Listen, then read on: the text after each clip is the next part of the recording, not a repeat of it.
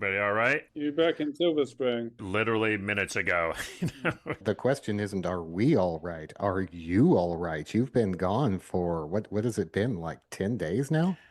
No, it's actually exactly. No, you're right. I kind of lost track. Well, the thing is, I went up to Rochester for just to see my folks for a couple of days, and my dad wound up in the hospital. So that turned into quite an adventure. But he is on the mend, and we're working on getting him home safely. We did get to watch a bunch of World Cup soccer because it turned out that that's one of the things that my dad could do in his state was sort of lie there in the hospital bed and watch World Cup soccer. So I have to say, Patrick, sorry. Your guys tried hard.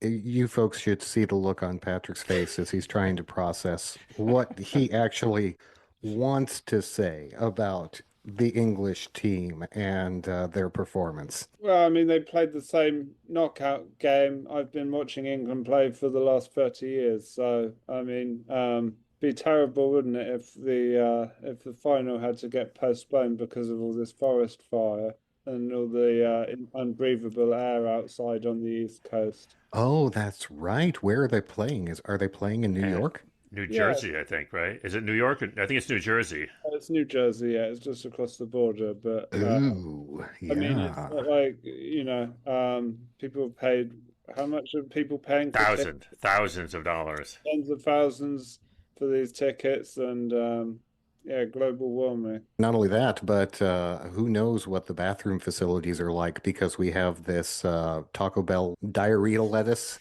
thing that's going around the United States. So it could That's be too soon, Harold. Too soon, man. it could be a conjunction of very bad things happening at the World Cup I have final. to tell you that this smoke is coming down from Canada. Rochester is right across the lake from Canada. We had horrible smoke up in Rochester, but this morning it was actually fairly clear. And Lisa was giving me, mile by mile readouts as we went south. And I said, we are going the wrong way. No, it's horrible. It's unbreathable. I'm not going outside at all today. So you guys are all smoked out.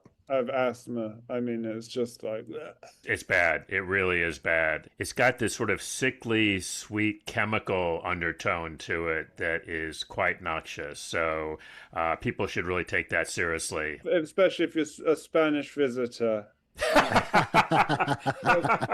Spanish visitors will take good care of their health in these unusual circumstances. But the hell with the Argentinians? Is that what you're saying? Deduce what you want. I'm not even reading between the lines on that. All right, so here's the deal, guys. So obviously this is Chris and Patrick and Harold. I, as noted, have been bottled up in a hospital in Rochester, but these guys, thank you both, have been working hard. And so, like you, dear listener, I'm about to find out what's on the show this week because I saw some emails. Honestly, I wasn't paying a lot of attention. So I need you guys to let me know what's going to be in this week's Labor Radio Podcast Weekly. I assume we have a show, yes? Oh, do we have a show? Okay. We have such a show. Yeah, we've got a bunch of live shows. Ooh, I oddly like enough, it. I this like week. it. It was a real vibe. All these podcasts that decided they wanted to record live versions of their shows and release them. It all seemed to happen this week. It's not every day that we get to record a podcast with our 4,700 closest friends. So thank you so much for being here. This company is C&H Sugar. It's here in Crockett. It's been here for about 120 years. It's been in our union since it established ILWU in 1937. That's the last time they had a strike. So it's been about almost 90 years since they've had a strike. She walked in, people asked if they're on the schedule, and she said no. There were certain people, good people, that have no reason to lose their jobs. She just didn't want to be union. This was her way of doing it. Was only hiring half the people back. Aldi, the German discounter, is just crushing all that comes before it, opening stores in upscale suburbs, college towns, in Times Square, New York, and gentrifying urban neighborhoods as well as working class strip malls.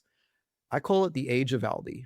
And not only that, we have the voice of a working actor that you might just have heard of. He had a very different idea of the character than what I felt was necessary to drive that character for myself.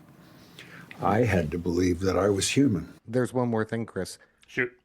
There was another live show that really was largely music.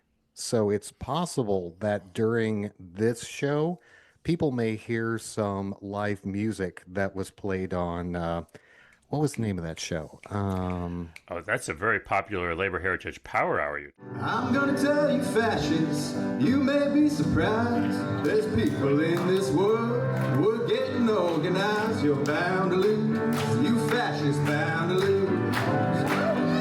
Oh, you fascists bound to lose. Oh, you fascists bound to lose. Oh, you fascists bound to lose. All right, so Patrick, what do we cover on Workweek Radio? I love how Chris is off the road and having a glass of wine while we record this. I mean, this is how you decompress, my friend. This is a family-friendly show. What can I say? No, you've earned it. You've seriously earned it after the week you've had. All I can tell you guys is two things. First of all, healthcare in America sucks. Mm-hmm. And secondly, if you're going to be old and sick, Rochester, New York is actually one of the better places to do it. They've got a pretty decent healthcare system, as American healthcare goes. That's great to hear, though. My favourite shows of Workweek are when Steve is out pounding the pavement, and that's what he's doing this week. He's at C&H Sugar Refining Company in Crockett, which is the only sugar company in the Bay Area, and members of the Longshore Workers Union, Local 6, are on strike. You can hear all about it on Workweek this week.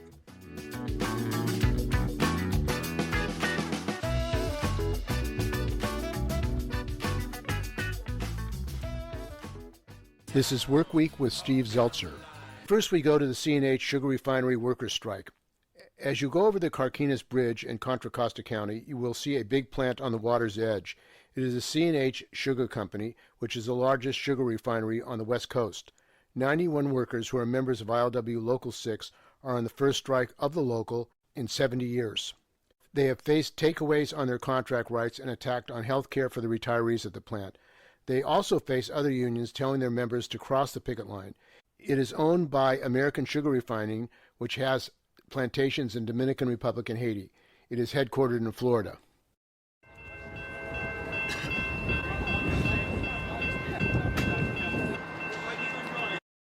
My name is Manny Loera.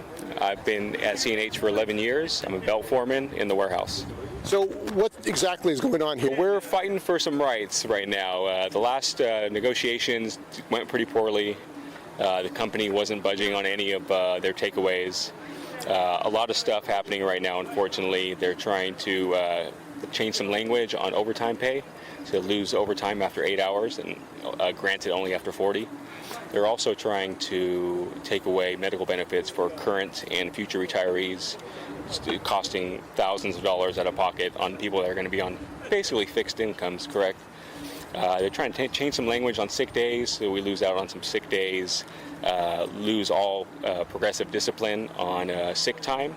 Right now we have in our previous contract, we had a pretty good system to where we have counseling sessions if we miss too much work, and they kind of work with us. And now they're trying to change the language to where if we have 2 unexcused absences in a 12-month period, we're immediately terminated.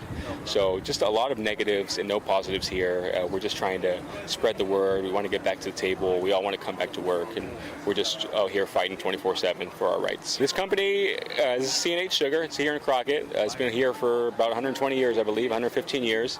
It's been in our union since it established ILWU in 1937, and for my information, that's the last time they had a strike was when it first initiated. So it's been about almost 90 years since they've had a strike. The warehouse has. There's other unions in the house, in the company.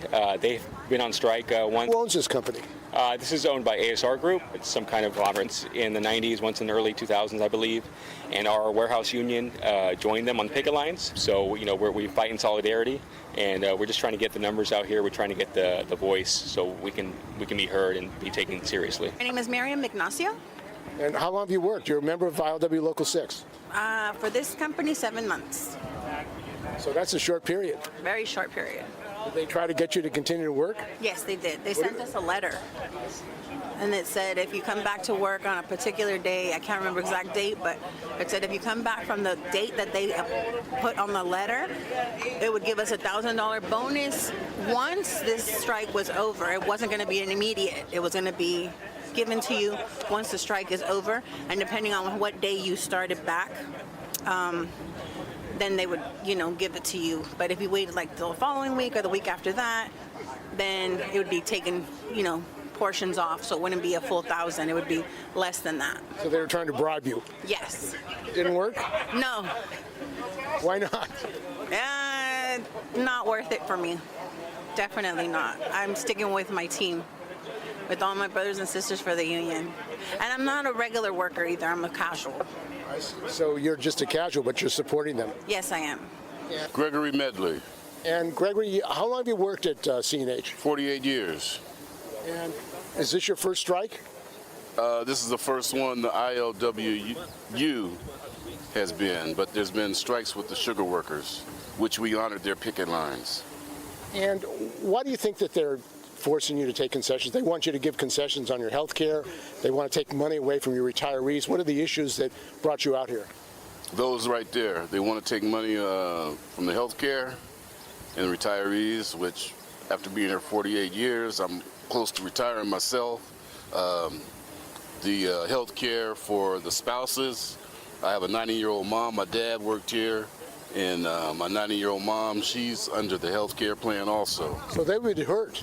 Yes, yes. The cost of health care, people are having trouble even making it. People are having trouble making it through everything. And then you take away the health care, that's even worse. And this plant is supplied by ships? Yes. And are these ships going to continue to come to supply? No, because the ILWU Local 10, they have refused to unload the ships. And I believe we have ships out in the water now that need to be unloaded. So, that won't be happening. Local 10, ILWU is a strong union also. Hi, this is Michael Funky from the Radical Songbook on PirateButteRadio.com. I'm proud to be part of the Labor Radio Podcast Network with over 200 radio shows and podcasts across the country and around the world. Tune in, laborradionetwork.org. Power to the workers and their union. Next up, we're going to listen to Blue Collar News, where Jason Smalls is also on the picket line. He's in Great Falls, Montana, at a local supermarket where there was a change in ownership, and the new owner has tried to completely dump the union contracts. So Jason's going to be talking to Terry Trettenbach, the local UFCW president, and she's going to give the rundown. Good afternoon, everybody. This is Jason Smalls, AFL-CIO, and today we are down here in beautiful Great Falls, Montana. Don't mind, listeners, if you hear honking. We got people honking and waving, and it is an active picket line here today. And I'm here with the leader of UFCW 1889, Terry Trettenbach. Hey, Terry, how about you do a little introduction? Well, thank you. Appreciate everybody coming out, and I am the president of UFCW Local 1889 out of Butte. So what do we got going on here? It's my understanding this used to be hometown IGA, is that correct? Yep, it used to be Rich's hometown IGA. And he sold it, how long ago's that been now? Well, actually, they sold the store legally in April, and then she took over June 10th. Right. So tell us, what do we really got going on here? Well, she did take over the store from Rich on June 10th, and she decided that she didn't want anything to do with the successor agreement on our agreement that we had with the store, because it was a union store. And she decided to make sure that she only hired less than 50% of the store, so she didn't have to have the recognition on the bargaining unit. And I had talked to her and asked her if she wanted to stay union and help, hire the people back, and she said she wasn't interested. And so she is a town pump girl. She's been a town pump over 20 years. And I don't know what happened there, but she did come in the store and was working for about 8 months, so she was kind of, analyzing and looking at the situation and figured out, trying to figure out who was going to stay and who was going to go. And then June 10th, people walked in. She had a 3-day schedule, Sunday, Monday, Tuesday. She walked in, people asked if they're on the schedule, and she said no. So there were certain people, good people that have no reason to lose their jobs. She just didn't want to be union. This was her way of doing it. Was only hiring half the people back. So she did take it over, and there's half the people are still in the store working, and the other half are either have left and got different jobs because they weren't rehired, or there's some on picket line with us. So, you know, oftentimes people probably don't understand what a contract or an agreement looks like with a grocery store. I mean, people are probably more familiar with, you know, more industrial trades and stuff like that. So what do you guys bring for the table for your membership? we have a full contract with all full benefits. It includes, she had a contract with some health care that expired June 30th. Rich had his own 401k. They did not want to participate in our union pension. However, the contract has many benefits in it for the working day, the work week, and how it's outlined for overtime, vacations, sick leave banks, holiday pay. I'm not sure she paid him holiday pay. That was essential, and just everything you could imagine how we protect people once they walk in the store with those four walls. So, yeah. So what do the wages look like? I'm very familiar with the construction segment and construction unions, private sector stuff like that, and generally our wage packages are really good compared to the non-union wages in the same field. So, does that kind of hold true for your sector? It is. That's what union contracts are very, very important, because they bargain those wages for the length of the contract. So they have to introduce those contract wages that we bargained and the employers agreed to. We just had their last and final increase. I believe it was like February. I would have to double check on the wage. But February, they just got their last contract wage, and of course they cut the hours as soon as they got the wage. But she decided that she was going to keep part of the people that made some of the money, and a lot of the journeymen are out here with us. So top rate was $18.50 for most people. Some people were at $17.90. So it was unfortunate that she decided she's only going to keep half the people, and that all the new hire people that she's hiring in she's offering $14 in the deli, depending on experience. But what I'm told here is she's hiring people in at about $11, $11.50 an hour, so she's reduced that labor. So, labor costs are always the most expensive part of being in business, right? It's kind of unfortunate. We're not out to ruin our business. We just want to bring our people back to work and do the right thing. Yeah, what's fair is fair. Thank you. Yes. Definitely. And appreciate everybody's support out here. Contracts aren't made to be broken, so. That's right. Well, wonderful, and we're here to help. All right, thank you. Right. Thanks, Jason. Hello, powerful people. This is Seth Harris from the Power at Work blog. We're proud to be a part of the Labor Radio Podcast Network. It has more than 200 labor radio shows and podcasts from across the country and around the world. The Labor Radio Podcast Network, where working people speak. Find us at laborradionetwork.org. That's all one word, laborradionetwork.org. Thanks. And Patrick, we had another show that was focused on a grocery store, right? But this is kind of a big grocery store. This one is partially about workers and labor, but it's also about the economics of the grocery business, which is what Errol always does best. How is Aldi, the German retailer, winning the grocery war? With expert analysis, Errol breaks down the three main components of Aldi's success in becoming one of the fastest growing grocery stores across the United States. Yeah, I'll tell you, I'm down here in Florida, and Aldi is everywhere here. We don't have them in the Pacific Northwest, but people down here absolutely love their Aldi. And listening to this show, I can see why.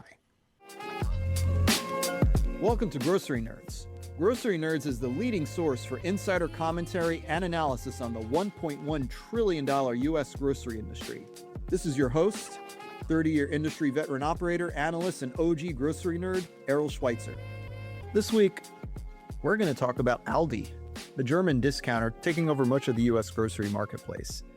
And no wonder, just look around. U.S. economy is a mess, as America's Cheeto-hued 47th president shows that he doesn't have a clue how to manage the economy. Prices keep going up, and up.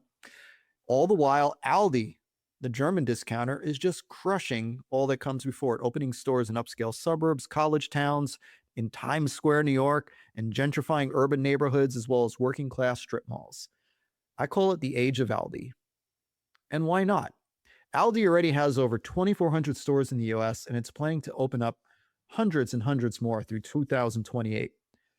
Aldi is in the top 10 grocers by sales volumes in the US with over $30 billion in sales, higher market share than Whole Foods Market, Sprouts, or Aldi's sister company Trader Joe's. Globally, Aldi has nearly 13,000 stores and $121 billion in sales, all owned by one family. So, what is the secret formula to Aldi's low prices? Once again, not magic. It's just retail math and it requires all the following to work. Don't try this at home, kids. Don't try to out-Lidl Aldi. First, the limited assortment. By selling just a few items in each category at high volumes, Aldi massively drives down production, logistics, and inventory costs. Let's say a regular supermarket focused on meeting a range of customer choices sells 20 varieties of chips from a dozen different vendors with their own supply chains. But Aldi, in the name of German efficiency and post-war austerity, they sell just 2, both of which are their own brand labels. They have made the decision for you. It is okay. They know what you want. So let's say both stores sell 100 bags of chips a week. On average for the supermarket, that is 5 units per SKU, less than a case per week. Most cases are about 12 packs. From all those vendors via their wholesaler who has to order and hold small deliveries awaiting reorders from retailers. For Aldi, that means 50 units, over 4 cases per SKU, much easier and cheaper to stock and distribute from wholesale. Multiply that across the store and then across hundreds of stores, and that means that the production costs for making and distributing large quantities of Aldi store-branded products in each category are much, much lower, and then the shipping costs are radically lower than the associated labor costs of stocking out just a couple of items, also much lower. This process probably accounts for easily 10% in overall cost savings across the store relative to competitors. Next, Aldi is an everyday low-cost retailer, like Walmart and Trader Joe's, as well as the Aldi clone Lidl.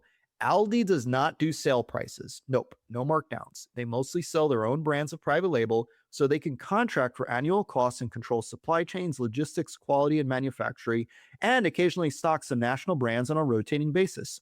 Most brands reserve 20 to 30% of their gross margins to promote, market, and discount their products to retailers and wholesalers. This is called their trade spend, and they accrue it annually to pay for the sales, flyers, coupons, BOGOs, online deals, slotting fees, ad fees, marketing, and advertising buys that keep their products in your eyes, your ears, your frontal cortex, on end caps, on subway cars, on your Instagram, humming their theme song. Trade spend is a huge industry, possibly up to $200 billion a year, and is responsible for much of the growth of new product trends, as well as maintaining the dominance of incumbent products. Aldi says, yeah, forget all that. Just put it into cost of goods, and we will simplify this by just selling a few top sellers at the lowest prices every freaking day. This amortizes to easily 15 to 20% lower costs across most packaged and processed food categories, which is about 75% of what Aldi sells. So this is at least another 10% or more savings relative to competitors. The third leg of their formula is store labor. They do not have full-service deli, meat, or seafood counters. All their produce is bagged and does not need to be misted, gently handled, laid out, and rotated. All their products are made off-site and shipped in. Their staff rotates between departments based on the needs of the business throughout the day. They are stocking at all hours. Then they are helming a cash register, then back to packing out cans, bags, boxes, trays. And there are only a few staff in the store at any time. Non-union, profits still being hoovered up by the Albrecht Family Trust Fund, multi-generational wealth beyond our minds can comprehend. No pensions or employee ownership, wages at pace, with other mass merchants and grocers, not living wages by any stretch, but not necessarily dollar store desperation. They pay decently. This model drastically reduces labor expenses, though. While most supermarkets have 15 cents in labor expenses for every dollar of product sold, aka a 15% labor budget, mass merchants, on the other hand, like Walmart, are under 10 cents or 10% labor budget. Aldi is likely in the 5 to 6% range across the store, meaning this is another 5 to 10% in savings relative to competitors' labor models. So these three things that we just said, limited assortment, everyday low cost, and store labor, all of these pieces add up to some of the steepest cost savings in grocery retail. These are prices that beat Walmart, Kroger, and Albertsons. Product assortment that is, adequate, basic, just enough to do a complete shop on a budget. Quality that you won't write home about, but not bad enough to really complain much given the prices. Small stores, in and out in a few minutes. Well-lit, clean, safe, well-stocked, mostly friendly. Efficient, austere, frugal, yet ambitious, expansionist, and future-proof. This is how these Germans are winning American capitalism in the age of post-Biden, Trump volatility. Can anything stop Aldi? Thanks so much for tuning into this episode of The Grocery Nerds. Be safe out there. Hey, this is Judy Ansell from the Heartland Labor Forum. We're radio that talks back to the boss, and we're proud to be part of the Labor Radio Podcast Network with more than 200 labor radio shows and podcasts from across the country and around the world. The Labor Radio Podcast Network, where working people speak. Find us at laborradionetwork.org. A friend of mine loves Aldi, like you say, and I went in, I don't get it. I do not get it. I mean, you go in and you buy the same things you normally get, and it's like 30% cheaper. I guess the thing is they have a lot of brands that I do not buy. I think they must have, popular brands. I don't know. Often that it's just sometimes it's popular brands. Sometimes it's just their own brand. This is kind of what Errol explains. You want a piece of brie, here's a piece of brie. If you want a specific piece of brie, then go somewhere else. I think I'm going to change my ringtone on my phone for the rare case when Patrick actually calls me so that it says, "You want a piece of brie? Here's a piece of brie." This next one, I have questions. I actually recorded the audio for this next show. I have 2 questions for you guys. This is for Labor Notes. What did they do? Because it was just a live show they recorded at Labor Notes, which I think went on for an hour and a half, if I'm not mistaken. But I'm sure they didn't release the whole hour and a half. No. It's much compressed from that. Okay. But I'll tell you, I had a great time listening to this as we were trying to find our clip because they're having a ball. Number one, it's a live podcast recording at Labor Notes with 4,700 of their best friends, you know. Number 2, they had 2 organizers from a casino in... I think Vegas. I'm pretty sure Vegas. I could be wrong, but it wasn't Vegas? I thought it was Vegas. Anyways, they had 2 organizers from a casino that actually went out on a recognition strike. This is not a thing that happens very often, where the workers go on strike to have their union recognized. And they had such great stories. And then they opened up the room and had people ask these organizers organizing questions. There was no way to cover all of the stuff going on in this episode. It's really worth folks looking up the Labor Notes podcast and listening to the full episode. The Horseshoe Indianapolis Casino. Indiana, there we go. Got it. They are those 2 organizers are live wires, by the way. They are amazing. They could host their own podcast. Maybe they do. I don't know. You're listening and for the first time ever watching the Labor Notes podcast, our show on rank and file news and organizing tactics. I'm Danielle Smith, an organizer at Labor Notes. And I'm Natasha Lane Ullman, a staff writer at Labor Notes. How's everybody feeling on day 1 of the conference? Well, we're so glad you're here because boy, do we have a show for you today. Wait, I thought we were going to phone this one in. Well, we kind of are already. Just kidding. Who said that? It's not every day that we get to record a podcast with our 4,700 closest friends. So thank you so much for being here. We are going to be taking on your organizing questions. So you see the index cards on your chairs. Please write down anything you want answered. And we've got some great, surprise guests who will be helping out with those. Yeah, and so once you have those written, you can raise our hand, and they are going to be picked up by our star producer, Sindhu Sundar. I don't know if people know this, but Sindhu actually creates these really well thoughtful, thought-out scripts every week that we use when we're recording. But we're actually not doing that today. Not today. We're doing it live. Just kidding. Oh, this is being recorded. Huge shout out to the Labor Radio Podcast Network, who is recording this for us. If you are not familiar with the Labor Radio Podcast Network, sometimes you call them the Labor Riffing Podcast Network because they have a great weekly show where they sort of, highlight some of the best labor stories that have been on the radio or podcast that week. And it's a network of hundreds of shows and podcasts, and you can find them on laborradionetwork.org. We are so excited to have, let's go.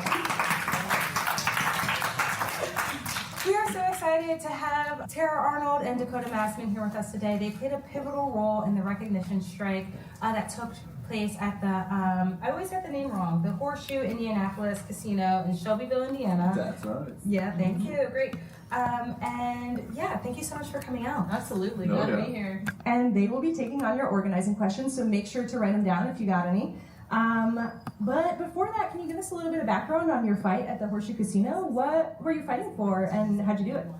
We were actually on a strike for recognition, something that was very popular nearly 90 years ago. But we gained our majority of people that wanted this union, and we did our demand for recognition walk on the boss, and we were ignored. Majority of the time we went to management or went to HR trying to get our recognition, we were ignored most of the time. Our election date was set, and unfortunately the government shut down. So it delayed our election indefinitely. And with everything going on, we weren't willing to wait and sit there and have the union busting, inoculating us every day, constant mentally just war against us. So we took a vote. 92% of the people that voted said, "Yeah, we're going out on strike." Yeah. And so the day we went out, we set our alarm clocks. I was part of the walkout, so October 17th. Terrible. My hands were sweating, knees are shaking. I'm at the table like this, and the minute we walked in, the whole floor was just swamped with IGC agents, police officers, management, GMs, normal people that you don't see on a day-to-day working basis were there. Someone you couldn't usually get a hold of. Finally, you're there. Someone you usually can't ever find was there that day. Some HR showed up. Wow, there they are. Cool. We all threw our hands up. We used solidarity to hold our labor and walk out as a unit. The most powerful thing I've ever experienced in my life. Goosebumps head to toe. Dakota was outside, so he could give you a better perspective from the outside, but from the inside, we walked out together. They tried to hold people on the floor. We wouldn't leave unless we left together. We walked out together, and on the way out, we chanted and yelled, "We want union, and we want it now." And we walked through that casino and paraded on our way out. So I was out there on the strike line getting it ready while they were all doing the walkout, and you could hear a pin drop on that line out there, standing across the street. It was same in there, though. Just my heart pounding like, dear God, are they out there? Please get out here. We're like, are they out there? Are they going to be there when we get it was nerve-wracking. Yeah, and then when they finally ended up coming out, they were just ripping around this roundabout, people hanging out their cars. We're like, Jesus Christ, game on, Like, seeing that, I was like, holy shit, like, we're doing it. Let's do this. So our first question is, Dear Labor Notes, my coworker is a natural leader, but he's also extremely annoying. And I couldn't help but wonder, how could I move past my frustration and organize? The age-old question. But honestly, if you're not dealing with at least one extremely annoying person and bringing them closer to the center of the organizing bullseye, is it even organizing? Yeah, I feel like we're always saying, you need to have room. There just has to be room for annoying people in your union, or else your union's not going to be big or strong enough. Tara and Dakota, do you have any advice for dealing with an annoying coworker, but with your organizer hat on? Well, you got to understand that you guys are all fighting for the same thing. You've got to understand that there are different personalities, different types of people, there's all shapes and sizes. We're all going to be different. But we all want the same thing, what's best for us. So you got to learn to work with people, find the best way to understand them. Yeah, you're all in it together. That's what I would say, and that's kind of something I always held at the front of my mind while I was on the strike line. My fate is now inextricably tied to these people, whether I like it or not. We all go to, yeah, we're out there together. Doesn't matter what I think either. We're all in the same boat. Yeah. The boat's got to float. The next question that comes up all the time is, people are like, Labor Notes Pod, you guys are always saying apathy isn't real, which is true. We actually do always say that.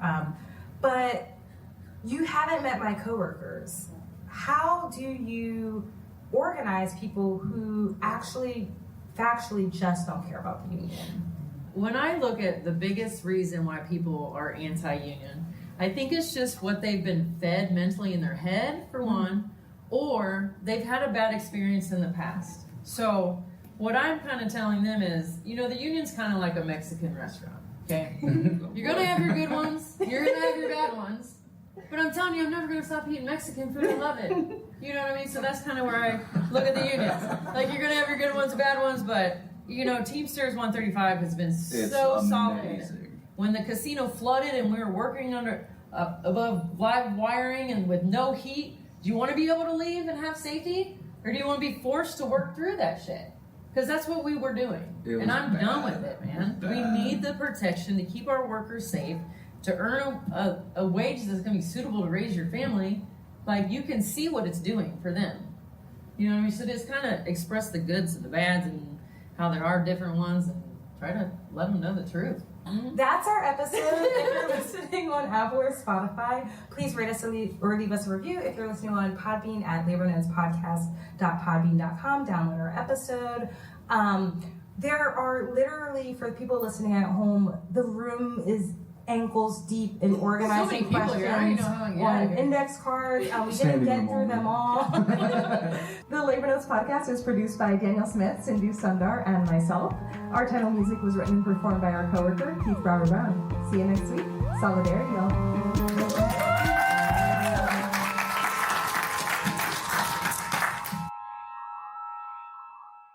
Hey, it's Chris Garlock from the Labor Radio Podcast Daily. We're proud to be part of the Labor Radio Podcast Network. More than 200 labor radio and podcast shows across the country and around the world. The Labor Radio Podcast Network, where the people speak. Find us at laborradionetwork.org. So we're going to keep the fun going here with My Labor Radio. Now, if people are used to listening to Mark Gavart's show out of Fort Wayne, Indiana. Mark, he's kind of an exciting guy. He's really interested in people that he talks to. But he's got a guy on this week who does labor history on TikTok. And he's got a lot of stories, that unfortunately we couldn't fit into the clip. This is another one that's really worth going in and listening to the full show, just to get the full picture of what he's lived through and how he manages to tell labor history stories in a minute and a half on TikTok. Corporate crime fighting never takes a day off. I tell you, we just come to work here. We don't come to die. Oh yeah, I thought you knew. This show always talks about collective bargaining, working families issues. Join a fucking union. I mean, it's just that simple. And now, here's your next episode of My Labor Radio. How you doing, everybody? It's Mark, your host on My Labor Radio. Thanks for joining us. Today, we are leaving Fort Wayne, and we are heading multiple hours north and west from here to the Twin Cities. I'm going specifically to St. Paul to visit with Joe Lundequam. Now, Joe and I met through TikTok. There's a great place to go to find all kinds of stuff. And the way I've set up my TikTok feed over the years is I'm into music, but I'm also into labor stuff. So anybody that I know that I like, that I start following, that I repost, that tells the algorithm, hey, you're going to need to find out more people. And here's Joe. So Joe came on my feed one day and I started watching it. And then I went to him on his spot and started looking at all his stuff. And he's big into labor history. Joe Lundequam, thank you very much for joining me. I appreciate you being here. Pleasure to be here, Mark. I've been looking forward to this for a while now. Your labor activism comes from the importance you thought of teaching a history.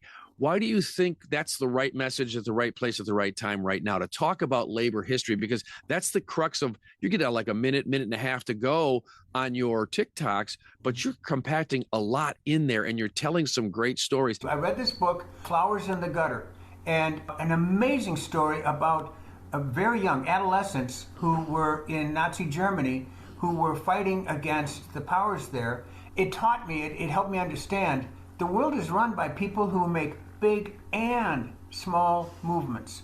And you don't have to steer the ship very much for it to go in an entirely different direction. But the problem that I had is that I was astounded and delighted by the story, but then what am I going to do with this new knowledge? So I created a TikTok with talking about the history, and I got a little bit of positive feedback. I thought, historically, we have been here in many ways, not in every way, but in many ways we have been here before, and a lot of ordinary, normal people have chosen to do something with this new knowledge. I kind of push people a little bit sometimes, but for the most part, I just let it out there. I just say, other people have done stuff. Right. Other people have looked at it this way. As you go through Joe's timeline, which will be linked in the show notes, you'll notice that it's a number of things he'll talk about are timely to the date at hand. So June 28th in this date in time. And those history things are what's important to me as I look at it. It's like, oh, here's a great anniversary to talk about that. It's 147 years ago this happened, but that's important to talk about.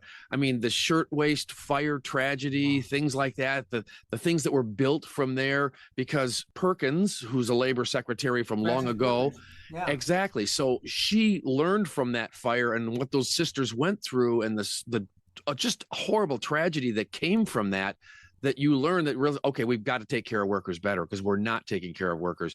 So you talk about things that people take for granted, like weekends, overtime, child labor laws, things like that. Talk about that a little bit and what kind of drives you with that. Because every time you look at the date ahead in the calendar and something you want to unearth, it's related to something. Talk about how you get into some of that a little bit too.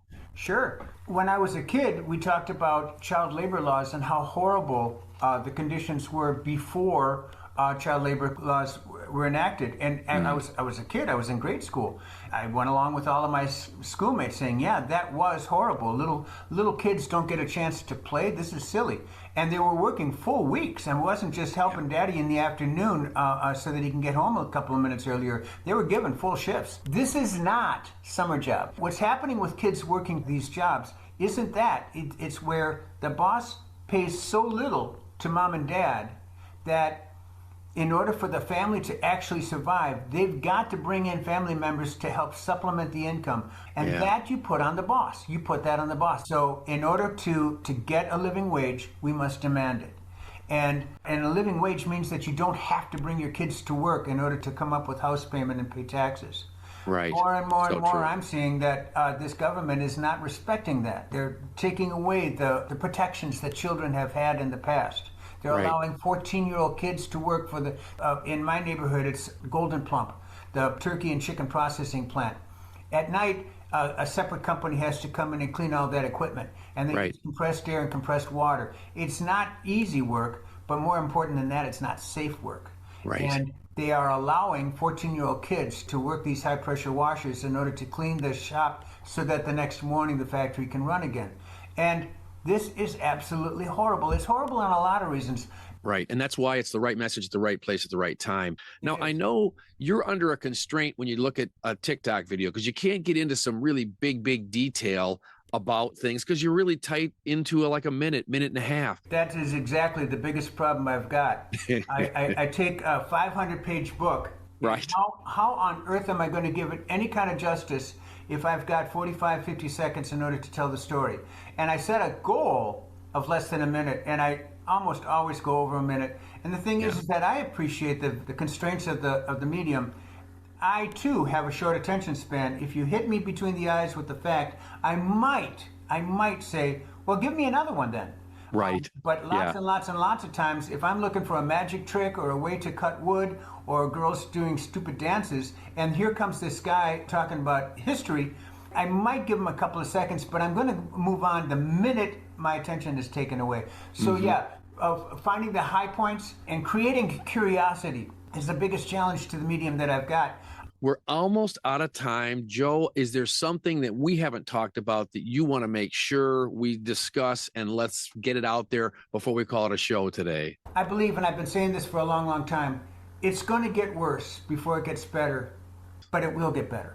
Again, I'm with you 100%, Joe. This edition of My Labor Radio was directed and edited by Mark Gavart. Thanks for listening. Remember, take care of each other at work.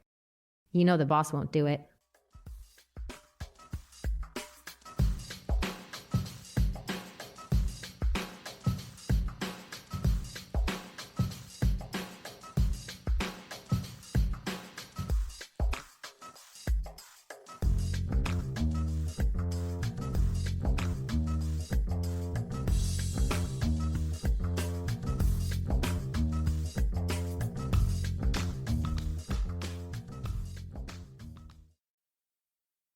Hey, this is Mark, your host on My Labor Radio, and we're proud to be part of the Labor Radio Podcast Network with more than 200 labor radio shows and podcasts from across the country and around the world. The Labor Radio Podcast Network, where working people speak. Find us at laborradionetwork.org. I'm assuming, Harold, that you did SAG-AFTRA? You would think so. I was ready to do the SAG-AFTRA. But it's in your contract. It's in your contract. Somebody was like, no, you know what? I've got that covered. I think he might possibly be really interested in hearing what the subject of the podcast had to say. All right, you've kept us in suspense long enough. Hit us, Patrick. Hit us. Who is it?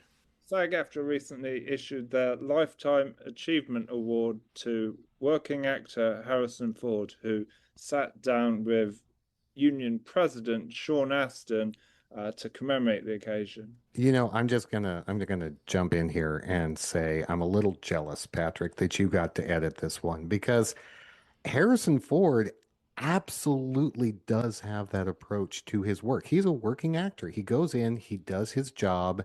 He doesn't necessarily worry about the trappings of fame or being a movie star. He's a really grounded guy. So yeah, you got a plum assignment there.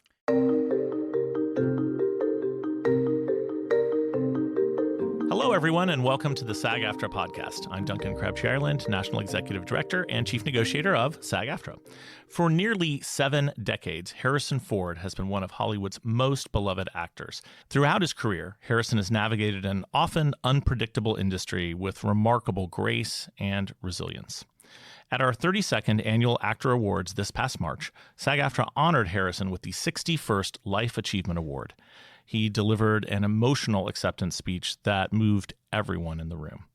On today's episode, we're sharing an actor-to-actor conversation recorded ahead of that ceremony. Harrison sat down with SAG-AFTRA President Sean Astin to reflect on his remarkable career as a working performer. Let's listen in.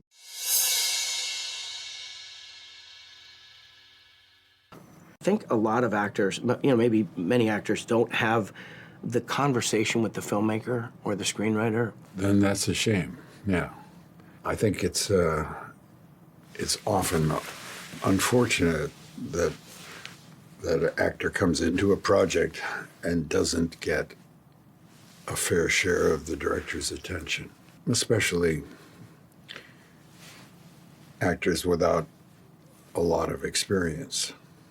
That's, I was going to say counterintuitive, but I guess that makes sense, that people without a lot of experience would need more of that. Not necessarily need more advice, but I think it helps to feel that the director is somehow connected to what you're doing. Mm-hmm. And it's not just an incidental moment, but that it means something.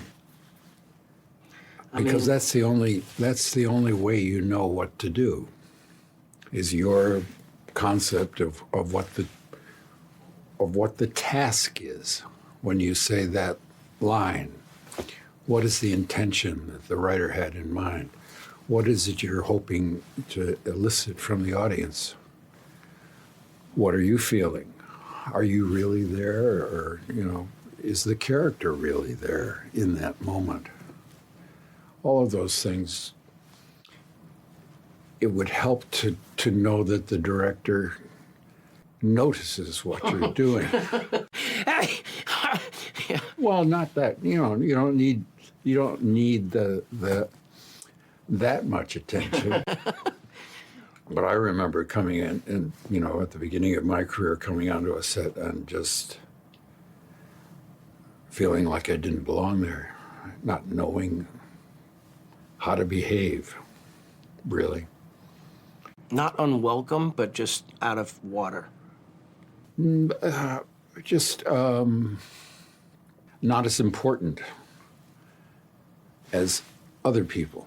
In order to communicate with a filmmaker, either early enough or with enough ability to affect either the dialogue or an arc of something or a set piece or something I would think that you could have a communication with a filmmaker and they're going to listen to you.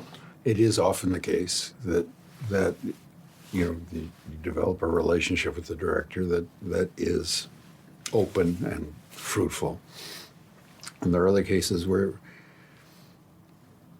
that's not part of his skill necessarily, or not part of your skill, but you still have to attend to the story and your character's responsibility in the telling of the story. You may have a different concept than the director, and you may persist in that concept quietly, as I did with Ridley Scott in Blade Runner. Famously. He had a very different idea of the character than what I felt was necessary to drive that character for myself. I had to believe that I was human. Ridley insisted on believing I was replicant and that I would know it. I said, I cannot communicate from that place. I cannot communicate as a human being. I would prefer just to think that I'm human. I would think with the kind of art design and scale of what he was doing, which seemed so original at the time, I would have been intimidated to, or be wondering if I could, own that position. But I had no experience as a replicant. I was miscast. No, you were I was not a human miscast. being. I am a human being. I didn't know how to play a replicant. It was a failure of my imagination. Everyone thinks so. So, everyone, except my mother. I grew to know you in many movies. Is an absolute lifetime achievement for me to get to sit here and interview you. And I'm not really kidding. I appreciate it. Thank you. Much love. Love to you on behalf of everyone. I can do that. Can I dub myself person who can send love from everyone? From all the actors. Thank you. And now it's time for Shows You Should Know. The Scallywags and Sooks take on the Queensland government plan to remove working conditions in their, quote, new building industry legislation. Celebrate the 50th anniversary of NAIDOC Week and more on Concrete Gang. Red talks with Congressman Tim Kennedy about his work in Washington, D.C. and the DHS Release Transparency Act. Mike Leasey chronicles the history of Chicago's WCFL-AM, the first and longest-running union-owned and operated radio station in the country, and Fred discusses 3 books he's reading on The Voice. Labour History Today looks back at the United States Communist Party's coalition of worker athletic clubs that made up the Labour Sports Union in the 1920s and 30s. Trades Futures Executive Director Marina Zhevronkova joins the Union Labor Advisory Network podcast to discuss how apprenticeship readiness programs are expanding access to union construction careers across the country. All right, folks, that is a wrap for this week's Labor Radio Podcast Weekly. Your roundup from 200 plus shows in the Labor Radio Podcast Network. Find links to every show at labourradionetwork.org and follow #LabourRadioPod on Blue Sky, X, Facebook, and Instagram. Tell us what you think. info@labourradionetwork.org. And hey, support the network with some union-made t-shirts. 2 colors, all sizes. Find them at labourradionetwork.org. They fit humans, they fit androids. How much would it cost us to get some of the soccer players to wear some of those? What do you think? Yeah, that's way above our pay grade, I think. Like a year's budget. All right, we can dream. We can dream. This podcast, as Harold always likes to remind us, is recorded under a SAG-AFTRA collective bargaining agreement. Although I don't know if Sam Gamgee knows about this. We might have to make a phone call. And it is produced by all 3 of us, Chris Garlock, Patrick Dixon, and Mr. Harold Phillips. Stay active. Stay tuned to your local Labour radio or podcast show. And we'll see you next week.